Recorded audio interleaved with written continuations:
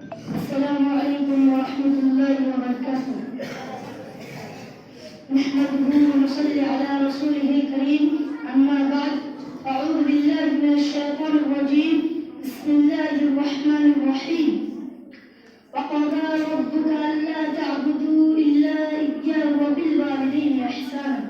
رئيس الحفل الموقر وإخواني في الله، أريد أن ألقي أمامكم كلمات حول موضوع بر الوالدين. إخواني في الله، اعلموا أن الله تعالى قد فطر الأبوين على الشفقة على أبنائهم والإحسان إليهم، وحث الإسلام واتباعه على بر الوالدين. فقال الله تبارك وتعالى: وقضى ربك ألا تعبدوا إلا إياه وبالوالدين إحسانا. إما يبلغن عندك الكبر أحدهما أو كلاهما فلا تقل لهما أف ولا تنهرهما وقل لهما قولا كريما واخفض لهما جناح الذل من الرحمة وقل رب ارحمهما كما ربياني صغيرا.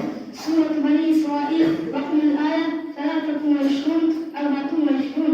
إخواني في الله، حق الوالدين عظيم، ولذلك قدمه رسول الله صلى الله عليه وسلم على الجهاد في سبيل الله.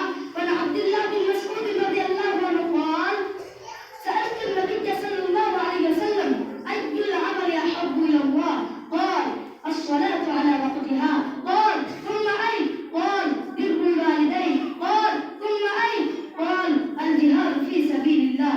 رواه البخاري في صحيحه في كتاب مواقيت الصلاة، رقم الحديث 527. إخواني في الله، إياكم وعقوق الوالدين، لأن رضا الرب في رضا الوالدين وسخط الرب في سخط الوالدين. فاستجيبوا لأمر ربكم وقدموا رضا الوالدين على كل شيء إلا في معصية الخالق.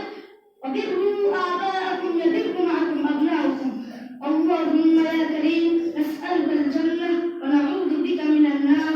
ويا رؤوف بالعباد، اغفر لنا ولوالدينا ولجميع المسلمين. وآخر دعوانا أن الحمد لله رب العالمين. السلام عليكم ورحمة الله وبركاته.